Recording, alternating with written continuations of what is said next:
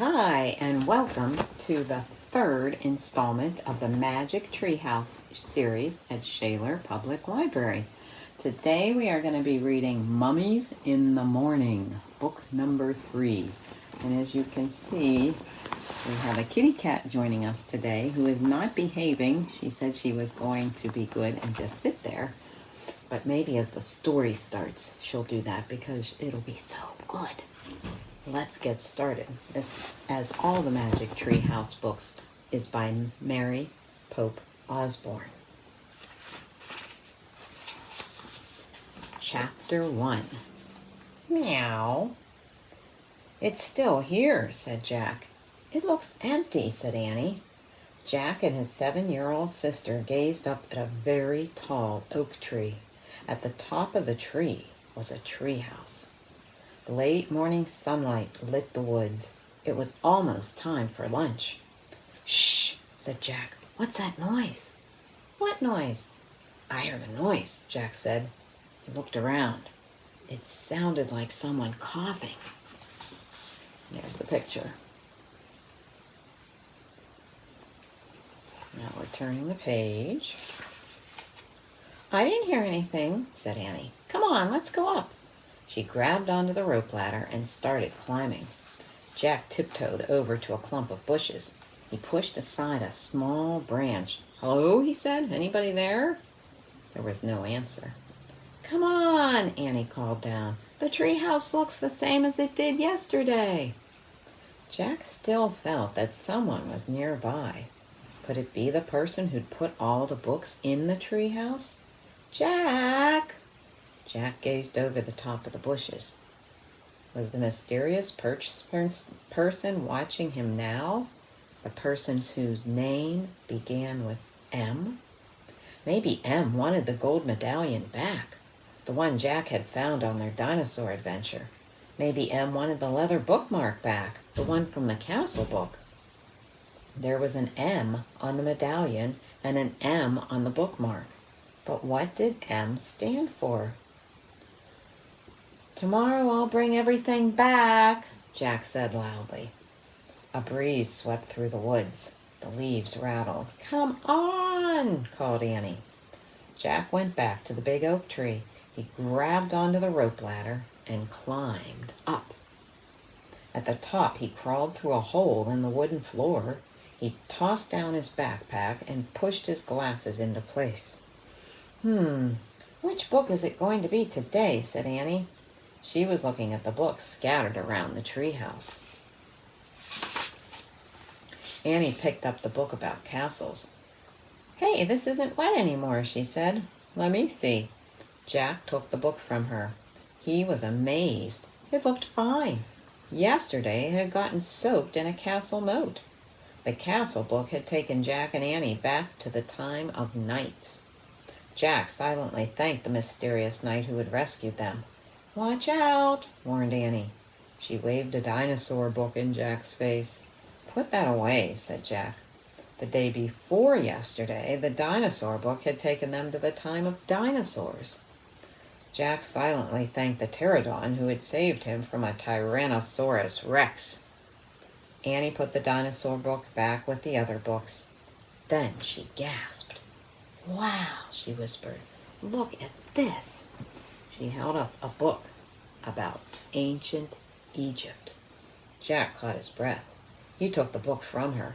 A green silk bookmark stuck out of it. Jack turned to the page with the bookmark. There was a picture of a pyramid. Going toward the pyramid was a long parade.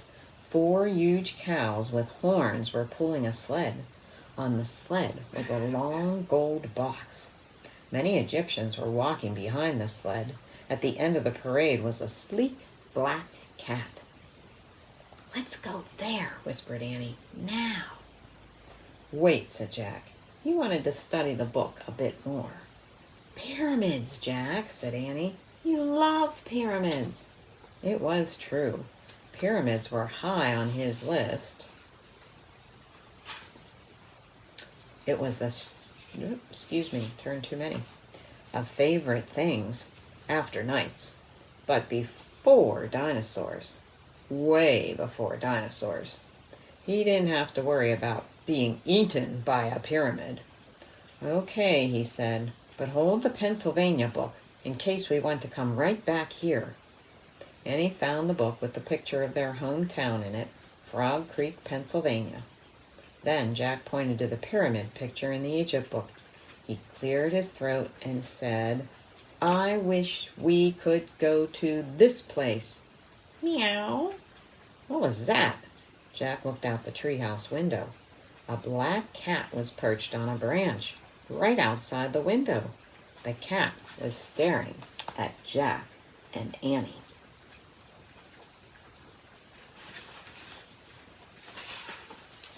It was the strangest cat Jack had ever seen. He was very sleek and dark, with bright yellow eyes and a wide gold collar. It's the cat in the Egypt book, whispered Annie. Just then the wind started to blow. The leaves began to shake. Here we go, cried Annie. The wind whistled louder. Shh, the leaves shook harder. Jack closed his eyes as the treehouse started to spin. It spun faster and faster and faster. Suddenly, everything was still. Absolutely still. Not a sound, not a whisper. Jack opened his eyes.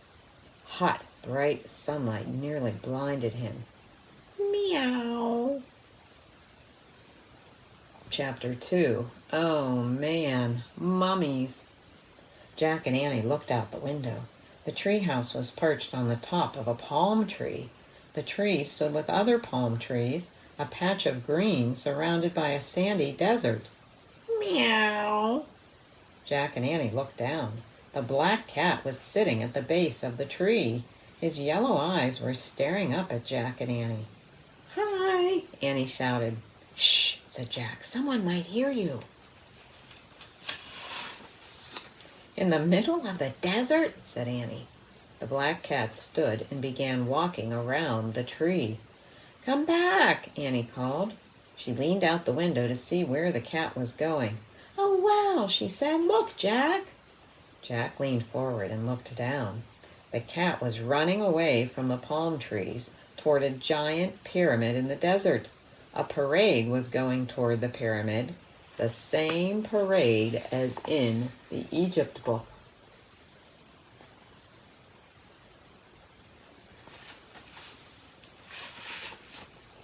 It's the picture from the book, said Jack. What are those people doing? Asked Annie. Jack looked down at the Egypt book. He read the words under the picture. When a royal person died, a grand funeral procession took place. Family, servants, and mourners followed the coffin. The coffin was called a sarcophagus. It was pulled on a sled by 4 oxen. It's an Egyptian funeral, said Jack. The box is called a oh, forget it. He looked out the window again. Oxen, sled, Egyptians, black cat, all were moving in a slow, dreamy way. I'd better make some notes about this, said Jack. He reached into his backpack and pulled out his notebook. Jack always kept notes. Wait, said Jack, and he wrote, coffin called sarcophagus. We'd better hurry, said Annie, if we want to see the mummy. She started down the rope ladder. Jack looked up from his notebook. Mummy? He said. There's probably a mummy in that gold box, Annie called up. We're in ancient Egypt, remember? Jack loved mummies. He put down his pencil. Goodbye, Jack, called Annie. Wait, Jack called. Mummies, Annie shouted. Oh, man, said Jack weakly. Mummies. She sure knew how to get to him. Jack shoved his notebook and the Egypt book into his pack. Then he started down the ladder. When he got to the ground, he and Annie took off across the sand. But as they ran, a strange thing happened. The closer they got to the parade, the harder it was to see it. Then suddenly, it was gone. The strange parade had disappeared, vanished. But the great stone pyramid was still there. towering above them. Panting, Jack looked around. What had happened? Where were the people? The oxen? The gold box? The cat? They're gone, said Annie. Where did they go? Said Jack. Maybe they were ghosts, said Annie. Don't be silly. There's no such thing as ghosts, said Jack. Must have been a mirage. A what? Mirage. It happens in the desert all the time, said Jack. It looks like something's there, but it just turns out to be the sunlight reflecting through the heat. How could sunlight look like people, a mummy box, and a bunch of cows? Said Annie. Jack frowned. Ghost, she said. No way, said Jack. Look, Annie pointed at the pyramid. Near the base was the sleek black cat. He was standing alone. He was staring at Jack and Annie. He's no mirage, said Annie. The cat started to slink away. He walked along the base of the pyramid and slid around a corner. Where's he going? Said Jack. Let's find out, said Annie. They dashed around the corner, just in time to see the cat disappear through a hole in the pyramid. Chapter 3. It's alive! Where did he go? Said Jack. He and Annie peeked through the hole. They saw a long hallway. Burning torches lit the walls. Dark shadows loomed. Let's go in, said Annie. Wait, said Jack. He pulled out the Egypt book and turned to the section on pyramids. He read the caption aloud. Pyramids were sometimes called houses of the dead. They were nearly all solid stone, except for the burial chambers deep inside. Wow, let's go there, to the burial chambers, said Annie. I bet a mummy's there. Jack took a deep breath. Then he stepped out of the hot, bright sunlight into the cool, dark pyramid. The hallway was silent. Floor, ceiling, walls, everything was stone. The floor slanted up from where they stood. We have to go farther inside, said Annie. Right, said Jack, but stay close behind me. Don't talk, don't... Go, just go, said Annie. She gave him a little push. Jack started up the slanting floor of the hallway. Where was the cat? The hallway went on and on. Wait, said Jack. I want to look at the book. He opened the Egypt book again. He held it below a torch on the wall. The book showed a picture of the inside of the pyramid. The burial chamber is in the middle of the pyramid. See? Jack said. He pointed to the picture. It seems to be straight ahead. Jack tucked the book under his arm. Then they headed deeper into the pyramid. Soon the floor became flat. The air felt different, musty and stale. Jack opened the book again. I think we're almost at the burial chamber. See the picture? The hallway slants up, then it gets flat. Then you come to the chamber. See, look. Eee! A strange cry shot through the pyramid. Jack dropped the Egypt book. Out of the shadows flew a white figure. It swooshed toward them. A mummy. It's alive! Annie shouted. Chapter 4. Back from the Dead. Jack pulled Annie down. The white figure moved swiftly past them, then disappeared into the shadows. A mummy, said Annie, back from the dead. Forget it, stammered Jack. Mummies aren't alive. He picked up the Egypt book. What's this? Said Annie. She lifted something from the floor. Look, the mummy dropped this thing. It was a gold stick about a foot long. A dog's head was carved on one end. Looks like a scepter, said Jack. What's that? Asked Annie. It's a thing kings and queens carry, said Jack. It means they have power over the people. Come back, Mummy, Annie called. We found your scepter. Come back. We want to help you. Shh, said Jack. Are you nuts? But the mummy, that was no mummy, said Jack. It was a person, a real person. What kind of person would be inside a pyramid? Asked Annie. I don't know, said Jack. Maybe the book can help us. He flipped through the book. At last he found a picture of a person in a pyramid. He read, "Tomb robbers often carried the treasure buried with mummies off. False passages were sometimes built to stop the robbers." Jack closed the book. "No live mummy," he said. "Just a tomb robber." "Yikes, a tomb robber," said Annie. "Yeah, a robber who steals stuff from tombs." "But what if the robber comes back?" said Annie. "We'd better leave." "Right," said Jack. "But first I want to write something down." He put the Egypt book into his pack. He pulled out his notebook and a pencil. He started writing in his notebook, "Tomb robber." "Jack," said Annie. "Just a second," said Jack. He kept writing. "Tomb robber tried to steal—" "Jack, look!" said Annie. Jack felt a whoosh of cold air. He looked up. A wave of terror went through him. Another figure was moving slowly toward them. It wasn't a tomb robber. No, it was a lady, a beautiful Egyptian lady. She wore flowers in her black hair. Her long white dress had many tiny pleats. Her gold jewelry glittered.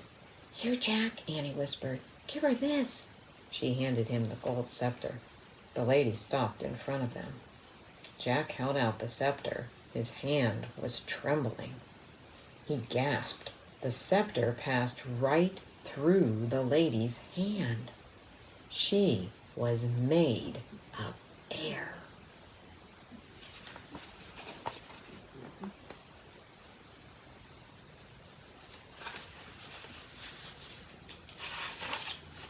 Chapter 5, The Ghost Queen. "A ghost," Annie whispered. But Jack could only stare in horror. The ghost began to speak. She spoke in a hollow, echoing voice. "I am Hetepi," she said, "Queen of the Nile. Is it true that you have come to help me?"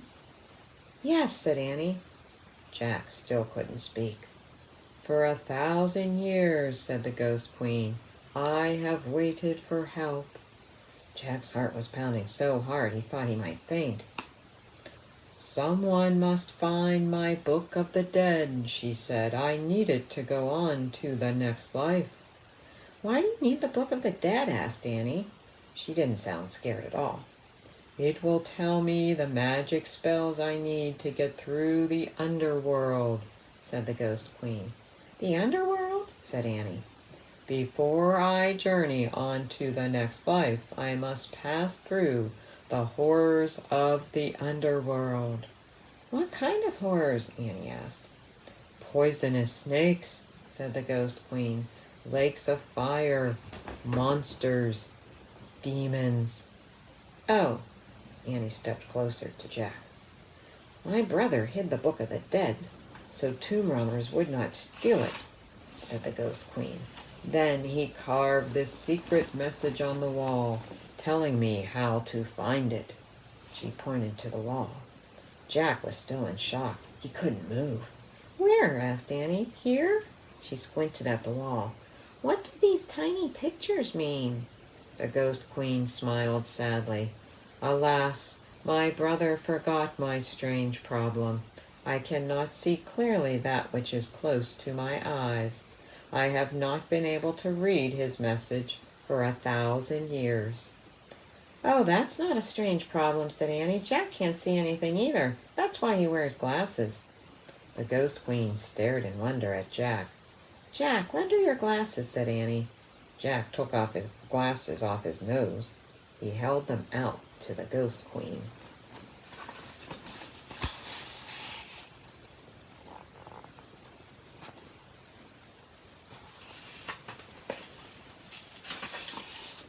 She backed away from him. "I fear I cannot wear your glasses, Jack," she said. "I am made of air." "Oh, I forgot," said Annie. "But perhaps you will describe the hieroglyphs on these walls," said the Ghost Queen. "Who?" said Annie. "Hieroglyphs," said Jack, finally finding his voice. It's the ancient Egyptian way of writing. It's like writing with pictures. The Ghost Queen smiled at him. "Thank you, Jack," she said. Jack smiled back at her. He put his glasses on, then he stepped toward the wall and took a long, good look. "Oh, man," he whispered. Chapter 6. The Writing on the Wall. Jack and Annie squinted at the pyramid wall. A series of tiny pictures were carved onto the stone. "There are 4 pictures here," Jack told the Ghost Queen. "Describe them to me, Jack. One at a time, please," she said. Jack studied the first picture.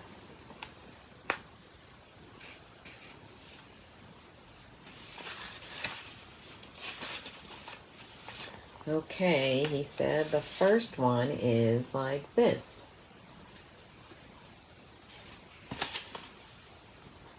He made a zigzag in the air with his finger.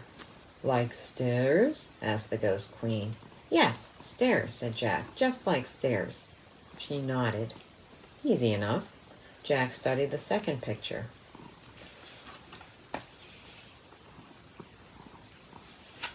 "The second one has a long box on the bottom," he said. He drew it in the air. The Ghost Queen looked puzzled. "With 3 things on top, like this," said Annie. She drew squiggly lines in the air. The Ghost Queen still seemed puzzled. "Like a hat," said Jack. "Hat?" said the Ghost Queen. "No, more like a boat," said Annie. "Boat?" said the Ghost Queen. She got excited. "Boat?" Jack took another look at the wall. "Yes, it could be a boat," he said. The Ghost Queen looked very happy. She smiled. "Yes, of course," she said. Jack and Annie studied the next picture.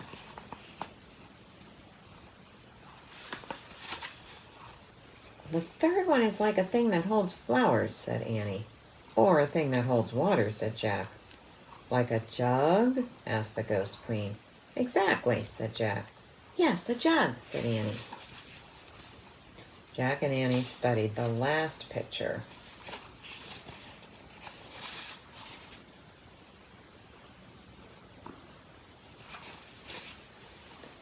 "And the last one looks like a pole that droops," said Annie. "Like a curved stick," said Jack, "but one side is shorter than the other." The Ghost Queen looked puzzled. "Wait," said Jack, "I'll draw it in my notebook, big, so you can see it." Jack put down the scepter and got out his pencil. He drew the hieroglyph. "A folded cloth," said the Ghost Queen. "Well, not really," said Jack. He studied his drawing. "But that is the hieroglyph for a folded cloth," said the Ghost Queen. "Well, okay," said Jack. He looked at the 4th hieroglyph again. He still couldn't see the folded cloth, unless it was like a towel hanging over a bathroom rod. "So that's all of them," said Annie. She pointed at each picture. "Stairs, boat, jug, folded cloth." Jack wrote the words in his notebook.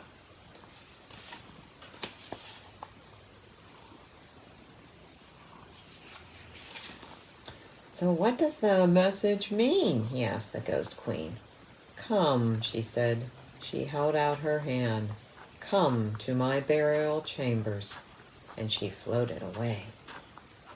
Chapter 7. The Scroll. Jack put the scepter and his notebook and pencil into his pack. He and Annie followed the Ghost Queen deeper into the pyramid until they came to some stairs.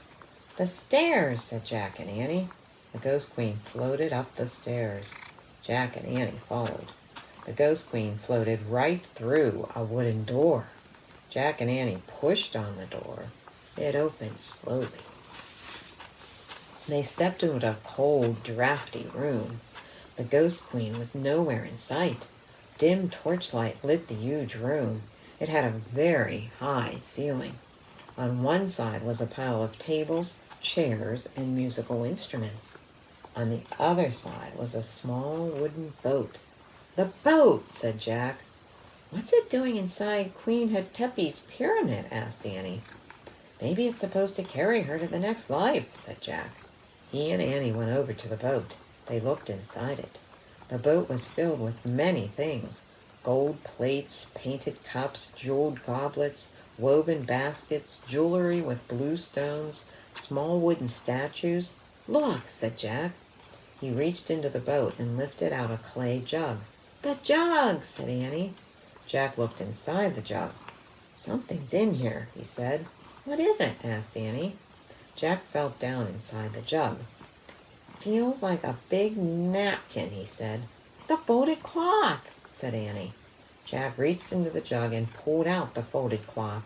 It was wrapped around an ancient-looking scroll. Jack slowly unrolled the scroll. It was covered with wonderful hieroglyphs. "The Book of the Dead," whispered Annie. "We found it. We found her book." "Oh, man." Jack traced his finger over the scroll. It felt like very old paper.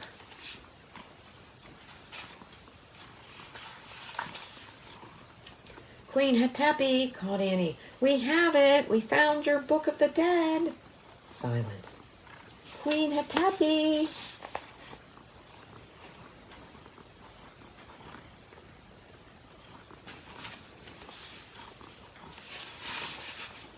Then another door on the other side of the chamber creaked open. "In there," said Annie. "Maybe she's in there." Jack's heart was pounding. Cold air was coming through the open doorway. "Come on," said Annie. "Wait." "No," said Annie. "She's waited 1,000 years for her book. Don't make her wait any more." Jack put the ancient scroll into his backpack, and he and Annie slowly started to cross the drafty room. They came to the open door. Annie went through first. "Hurry, Jack," she said. Jack stepped into the other room. It was nearly bare, except for a long gold box. The box was open. The cover was on the floor. "Queen Hatepi," called Annie. Silence. "We found it," said Annie. "Your Book of the Dead." There was still no sign of the ghost queen. The gold box glowed.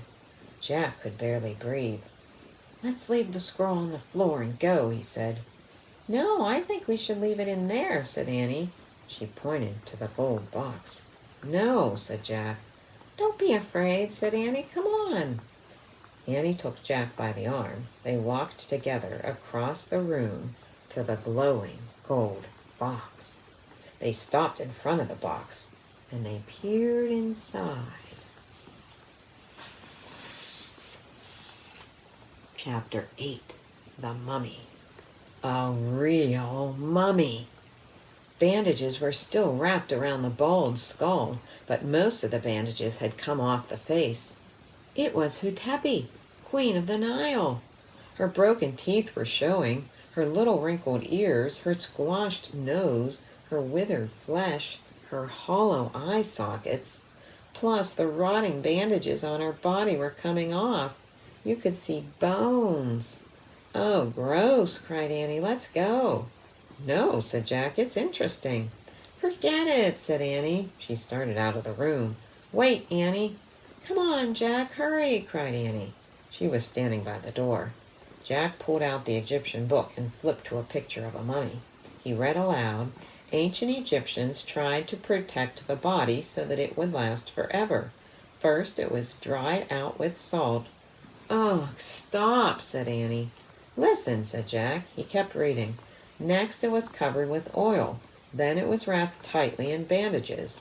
The brain was removed by—" "Yuck! Stop!" cried Annie. "Goodbye." She dashed out of the room. "Annie," called Jack, "we have to give her the Book of the Dead." But Annie was gone.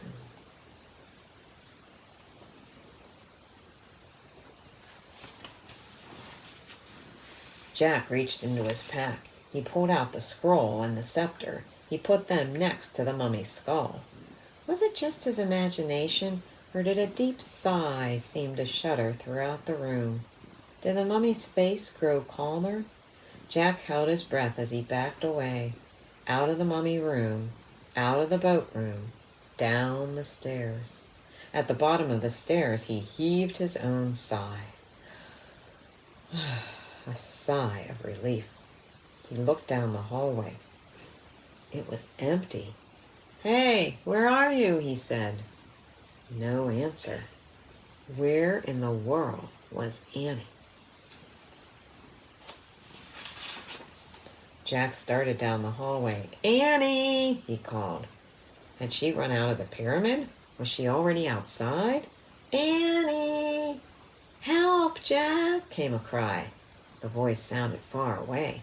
It was Annie. Where was she? Help, Jack! Annie! Jack started to run along the shadowy hallway. Help, Jack! Her cry seemed fainter. Jack stopped. He was running away from her voice. Annie, he called. He went back toward the burial chambers. Jack! There. Her voice was louder. Jack! Even louder. Jack climbed the stairs. He went back into the boat room. He looked around the room, at the furniture, the musical instruments, the boat. Then he saw it, another door, right next to the door he had just come through. The other door was open. Jack dashed through it. He found himself at the top of some stairs. They were just like the stairs in the other hallway. He went down into the hallway. It was lit by torches on the wall. It was just like the other hallway. Annie, he called. Jack! Annie! Jack! She was running through the hallway toward him. She crashed into him. I was lost, she cried. I think this is one of those false passages built to fool the tomb robbers, said Jack. A false passage? Said Annie, panting. Yeah, it looks just like the right hallway, said Jack. We have to go back into the boat room and out the right door. Just then they heard a creaking noise. Jack and Annie turned around. They looked up the stairs. Then they watched in horror as the doors slowly creaked shut. A deep sound rumbled in the distance, and all the torches went out. Chapter 9. Follow the leader. It was pitch dark. What happened? Asked Annie. I don't know. Something weird, said Jack. We have to get out of here fast. Push against the door. Good idea, said Annie in a small voice. They felt their way through the darkness to the top of the stairs. Don't worry, everything's going to be okay, said Jack. He was trying to stay calm. Of course, said Annie. They leaned against the wooden door and pushed. It wouldn't budge. They pushed harder. No use. Jack took a deep breath. It was getting harder to breathe and harder to stay calm. What can we do? Asked Annie. Just rest a moment, said Jack, panting. His heart was pounding as he tried to see through the darkness. Maybe we should start down the hall, he said. Maybe we'll eventually come to an exit.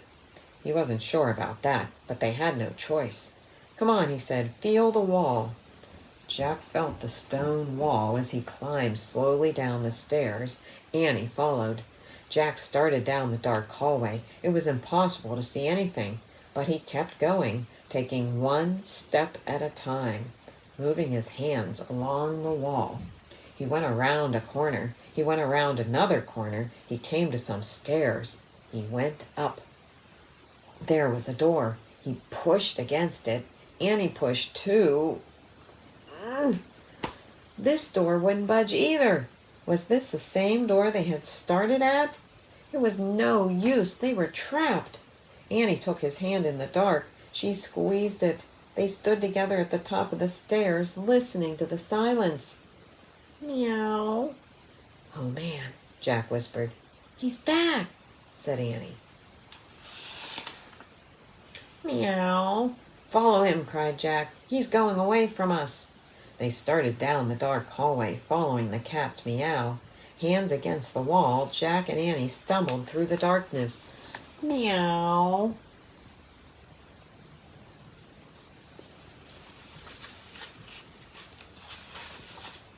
They followed the sound all the way through the winding hallway, down, down, down, around one corner, then another, and another.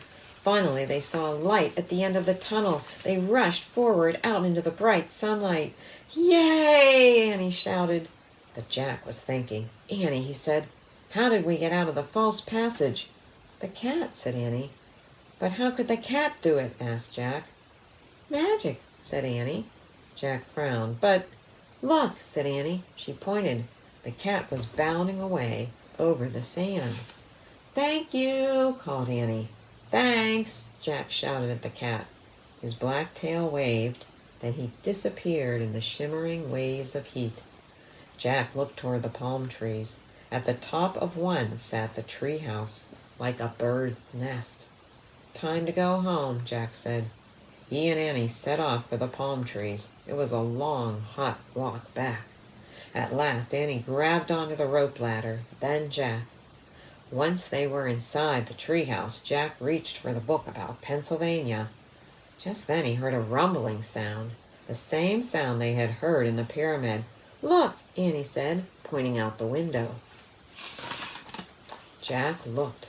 A boat was beside the pyramid. It was gliding over the sand, like a boat sailing over the sea. Then it faded away into the distance. Was it just a mirage? Or was it the Ghost Queen finally on her way to the next life? Home, Jack, whispered Annie. Jack opened the Pennsylvania book.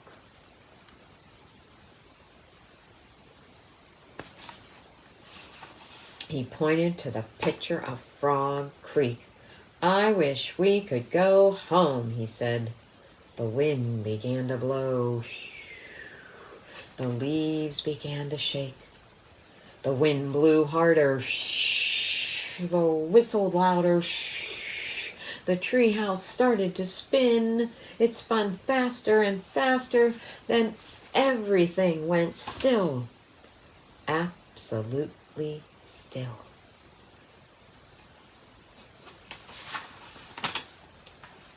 Chapter 10. Another Clue. Late morning sunlight shone through the treehouse window. Shadows danced on the walls and ceilings. Jack took a deep breath. He was lying on the floor of the treehouse. I wonder what Mom's making for lunch, said Annie. She was looking out the window. Jack smiled. Lunch, Mom, home. It all sounded so real, so calm and safe. I hope it's peanut butter and jelly sandwiches, he said. He closed his eyes. The wood floor felt cool. Boy, this place is a mess, said Annie. We'd better make it neater, in case Em comes back. Jack had almost forgotten about Em. Would they ever meet the mysterious Em? The person who seemed to own all the books in the treehouse? Let's put the Egypt book on the bottom of the pile, said Annie. Good idea, said Jack. He needed a rest before he visited any more ancient tombs. Let's put the dinosaur book on top of the Egypt book, said Annie. Yeah, good, said Jack. And a long rest before he visited another Tyrannosaurus Rex. The castle book can go on the very top of the pile, said Annie. Jack nodded and smiled. He liked thinking about the knight on the cover of the castle book. He felt as if the knight were his friend. Jack, said Annie, look. Jack opened his eyes. She was pointing at the wooden floor. What is it? He asked. You have to see for yourself. Jack groaned as he got up. He stood next to Annie and looked at the floor. He didn't see anything. Turn your head a little, said Annie. You have to catch the light just right. Jack tipped his head to one side. Something was shining on the floor. He tipped his head a bit more. A letter came into focus. The letter M. It shimmered in the sunlight. This proved the treehouse belonged to M.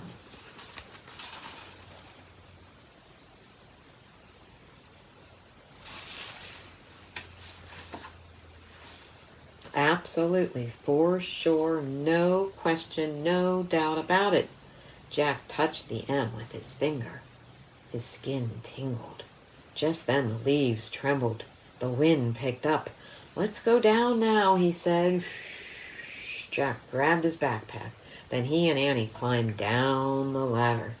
As they stood on the ground below the treehouse, Jack heard a sound in the bushes. Who's there? He called. The woods grew still. I'm going to bring the medallion back soon, Jack said loudly, and the bookmark, too. Both of them. Tomorrow? Who are you talking to? Asked Annie. I feel like Em is nearby, Jack whispered. Annie's eyes grew wide. Should we look for him? But just then their mother's voice came from the distance. Jack! Annie! Jack and Annie looked around at the trees. Then they looked at each other. Tomorrow, they said together. And they took off, running out of the woods. They ran down their street. They ran across their yard. They ran into their house. They ran into their kitchen. They ran right into their mom. She was making peanut butter and jelly sandwiches.